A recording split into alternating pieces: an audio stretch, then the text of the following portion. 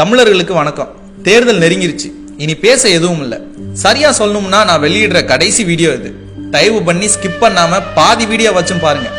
இந்த வீடியோவை பாக்குறவங்க அவசரப்பட்டு என்ன அதிமுக சொம்புன்னு திட்டாதீங்க. என் தாய் சத்தியமா இதுவரை நான் ரெட்டலைக்கு ஓட்டு போட்டதில்ல. நான் வேற கட்சிக்காரன் தான்.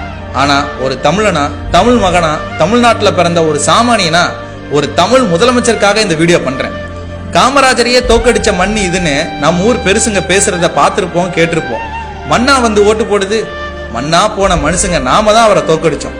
காமராஜர் செஞ்ச வேலைக்கு அங்கீகாரம் கொடுக்காம நாம தான் அவரை தோக்கடிச்சோம். அந்த தோல்வியை தாங்கிக்க முடியாம அந்த மனுஷன் நொந்து செத்தாரு. அந்த தப்ப நாம திரும்ப பண்ணக்கூடாது. ஜல்லிக்கட்டு போராட்டம் நடந்துச்சே, ஞாபகம் இருக்கா? அப்போ அந்த போராட்ட காலத்துக்கு ஸ்டாலின் வந்தாரு. நம்ம பசங்க தண்ணி பாட்டில வச்சு முகத்திலேயே அவரை அடிச்சாங்க. ஜல்லிக்கட்டை தடை பண்ணது திமுக தானே அன்னைக்கு நம்ம பசங்க தெளிவா இருந்தாங்க. ஆனா இன்னைக்கு உதயநிதியையும் ராகுலையும் கூட்டிட்டு வந்து ஜல்லிக்கட்டு நடத்துற அளவுக்கு நம்ம மானம் கெட்டு போயிட்டோம். காரணம் பிராண்டிங்.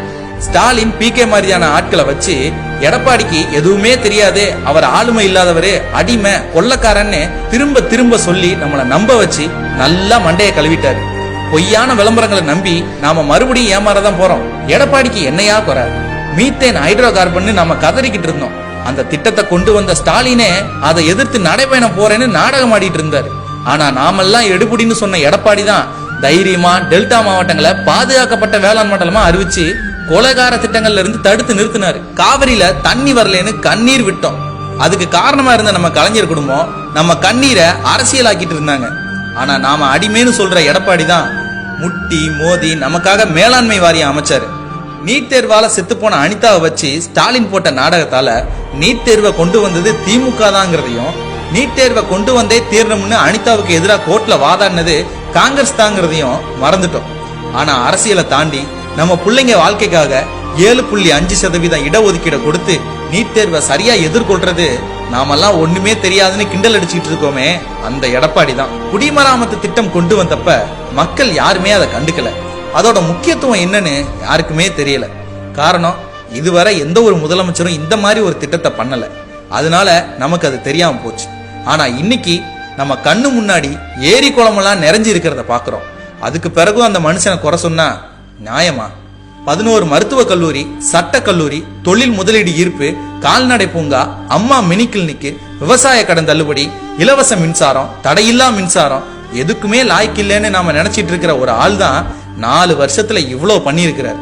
கலைஞர் மாதிரியான ஆட்கள் செய்யவே முடியாதுன்னு சொன்ன அத்திக்கடவு அவிநாசி திட்டத்தை செய்ய முடியும்னு காமிச்சிருக்கிறார். இன்னும் சொல்ல நிறைய இருக்கு. ஆனா இந்த வேலைக்கே அங்கீகாரம் கொடுக்காத நம்ம மக்கள் கிட்ட எல்லா வேலையும் லிஸ்ட் போட்டு என்ன புண்ணியம்? கலைஞர் பேசி பேசியே காமராஜரை காலி பண்ணாரு. அந்த மனுஷனை மண்ணு தின்ன பிறகு இன்னைக்கு பாராட்டிக்கிட்டு இருக்கோம்.